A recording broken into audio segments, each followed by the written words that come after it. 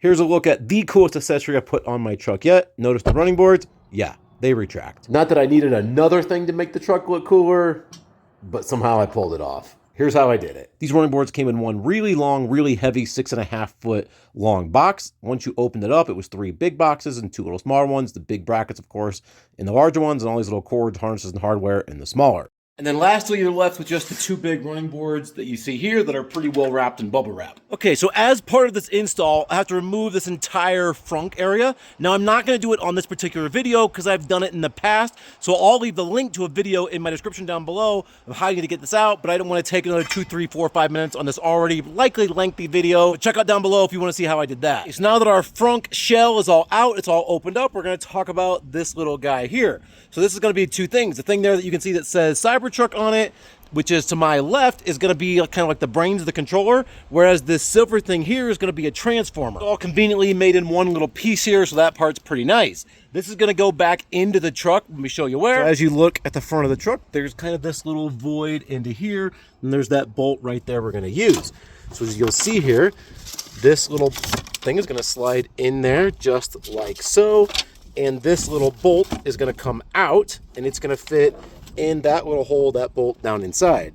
So this little bolt's gonna be a 10mm bolt, and it just unscrews right out. Then I didn't catch it on the video, but I slid that little module into place. Now I'm putting that screw back in, but it's a little tight, so I grabbed a couple extensions, that same little 10mm socket, and then went ahead and put this screw back in.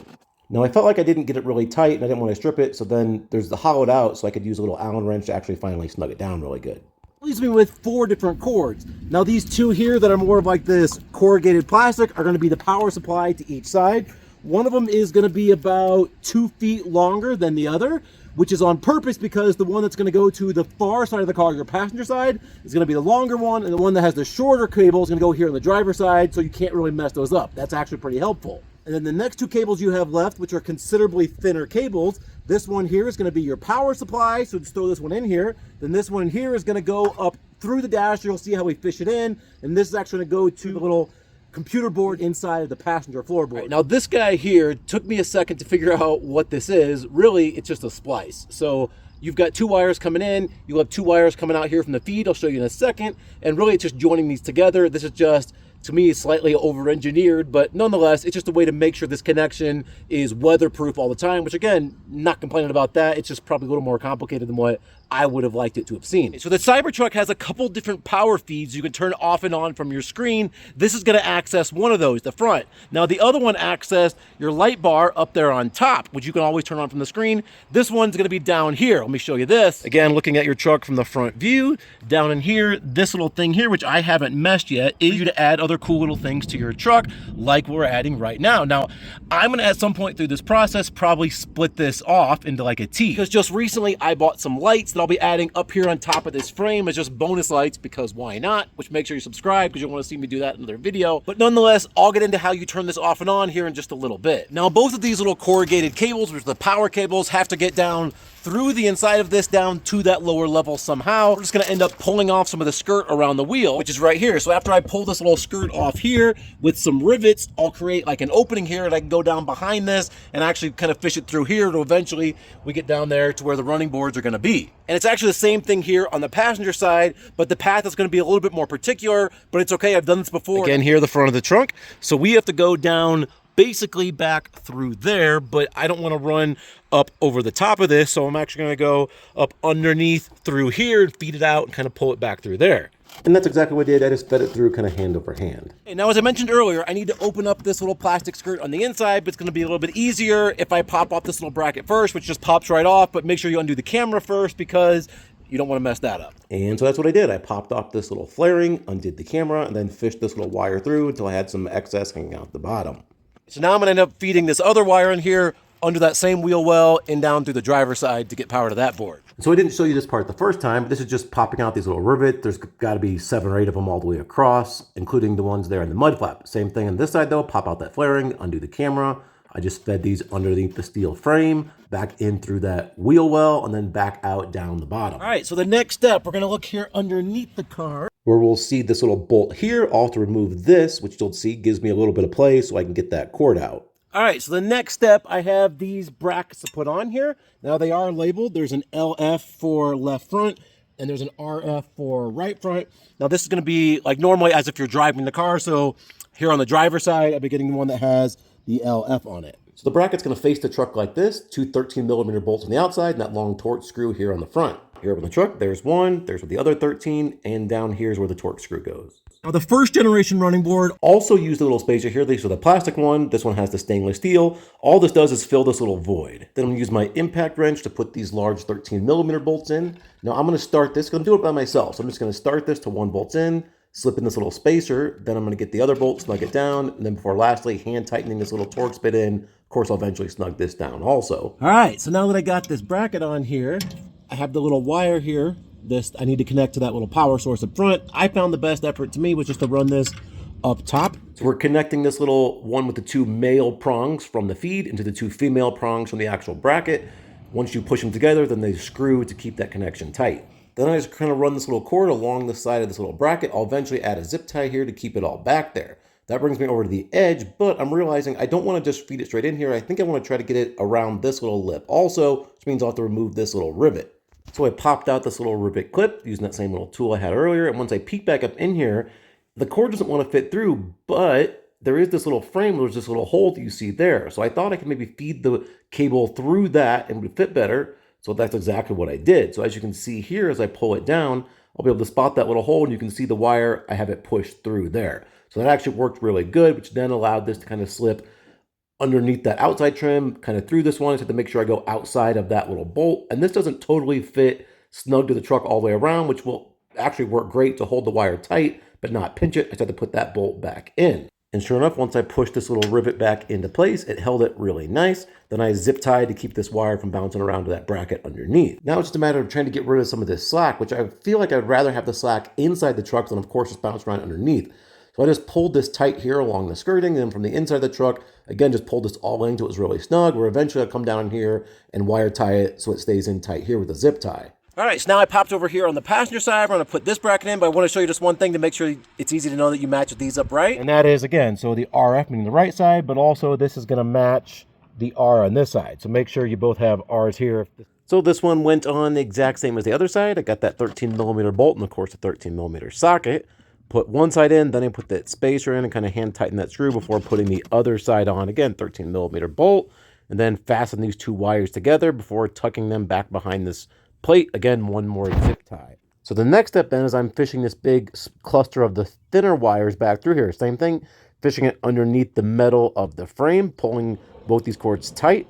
Now I couldn't fit this big long white harness through, so I had to disconnect it as you see here. All right, so once I have this cord here detached, I'm gonna slide this now in through here up into the side of the truck. Let me show you from the other side. Now here from the inside of the truck, I'm gonna be going through this little gap right here. If you see this little cord I have right here, well, this cord here was from a light bar. We're going to be sliding this wire into that same hole, and our kit now gives us a grommet. And when you look through here, you can see that daylight proving there is a passage. So I have this little rod here. It's just like a stiff fish tape that I'm going to squeeze in between here. And it has a little hook on the end.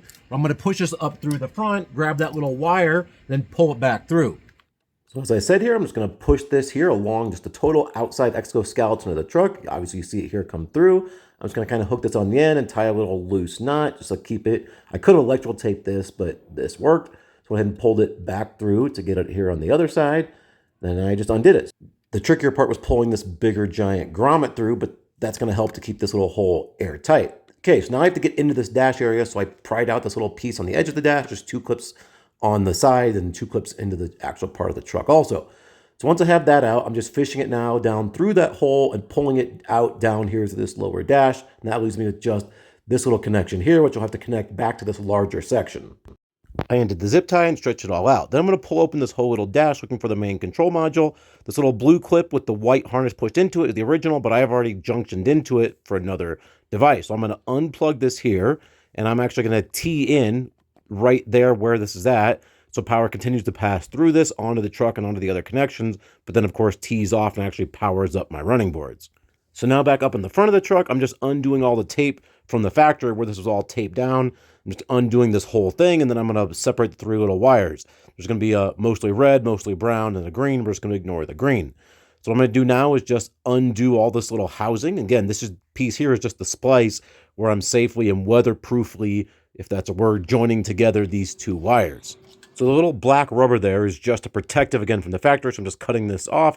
Then I'm stripping back just the two wires I'm going to use, the red and the black, just about a 1/2 inch to give me enough to actually put into this butt splice. Then I'm just using this tiny screwdriver. I have to undo 1/2 of this side. So there's 2 screws in this. One's holding the wire in, which is already set there.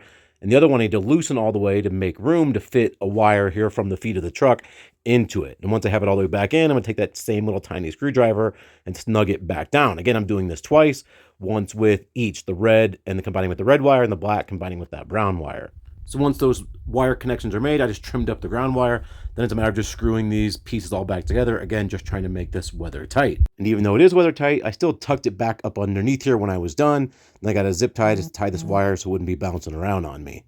Obviously, the front 2 sets have a wire running to them where those are electronically open and shut when you open or shut the door. Now, the back one you have here, there's no electronics to these, so I'm just guessing as long as they're attached to the long board in the front one, they're going to come out together because these do just slide out like so. So I'm going to go ahead and screw each of these on the truck, and we'll see. Now we actually have to turn the power feed on inside the truck to actually give power to these running boards. Let me show you to make sure you know how to do that. Okay, so I'm gonna have you look at your main screen here, and we're gonna walk you through how this goes. All right, so there's a glare on the screen, but we'll fight through it today. So here's your main screen of your truck. You're gonna access your menu down here with this little car icon. So when you hit that car icon, there's your menu.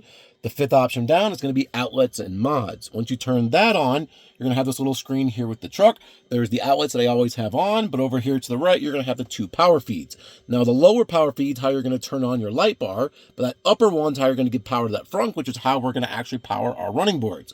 So I'm going to toggle that on. Just keep in mind that that will shut off to save power if your truck gets really low. So let's say if you get down to, I want to say it's 15 or 20%, it's going to shut that off. Not a huge deal. It's just your running boards aren't going to extend out anymore. I'm going to try it now. I just hooked up the electric and I just turned on that feed in the front, which I just showed you. So now it's C. So hopefully when I hit this door, that little control down there pops open. So we'll see here. And now to shut it. I'm not gonna lie, that was pretty exciting. I'm looking forward to getting these on. So quite similarly to the front, these brackets are going to go on. The only difference is there are 4 bolts instead of the 3. There's still the 2 larger 13mm bolts, and then there's still the 2 like kind of a torque screw that are going to go into this front section, again utilizing that little steel spacer because they're going up into that plastic. These 2 longer but thinner torque screws, I got them hand tight first before snugging them down with a wrench, then just gave it a quick test. Looking good. Then it was on to the other side. Again, this bracket marked RR for right rear, which is the rear passenger. Have that little spacer. I've kind of learned from experience now that I want to make sure I get that in first. Again, I'm hand tightening that little screw that goes through the spacer into that little plastic joint into the frame. So if I get those by hand, then I snug them down here with the little Torx.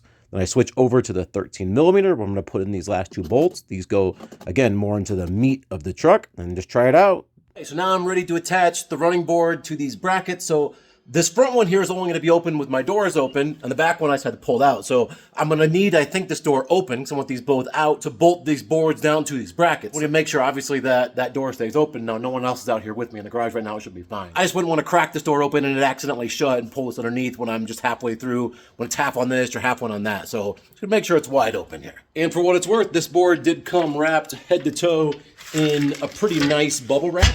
So the board itself, you can tell, is aluminum because it's very light. Now the brackets, as I mentioned earlier, are crazy heavy, but the board itself, very light. Once I got this board out of the bubble wrap, I was looking around for the screws I needed, and then after looking around, I eventually found they're all here inside the board, so that's nice. Now I'm gonna set this up on end and then roll it down onto the track. So these little bolts are in a track. Now they're square-headed bolts in this track, which is good because that's why you won't have to have a wrench holding them back. Now, these do slide around. You have to kind of line them up just perfect. That little silver slide you see goes in that gap, and those 2 bolts have to line up perfectly with those holes. Here it is kind of from underneath. Again, you can roll it down. They just fit right in there. And then these little nuts here just fit right over those bolts. And again, they don't spin because that little square head's in the track. And I could tell this is going to be a little tricky to get started, so I just started it by finger, then just actually snugged this down by a little hand wrench I had. I felt good about this, and that's how I ended up doing actually all 4 sets of these. I got the passenger side all installed. Here's the moment of truth. And they retract. Now back over to the driver's side. These running boards, in a way, are totally adjustable side to side, and I kind of went back and forth on this. In one hand, I thought I wanted these boards to be as far back as possible because I wanted somebody that's getting into this back seat to be able to have as much of this step as available to them as possible. But that being said, I don't think they would ever step on the board way back here. And so now I'm kind of leaning towards pushing it farther to the front. And why I'm looking to do that is because the only motor that's actually lifting is this front motor. So I think maybe more of the board that's actually on this front motor, the better. So because of that,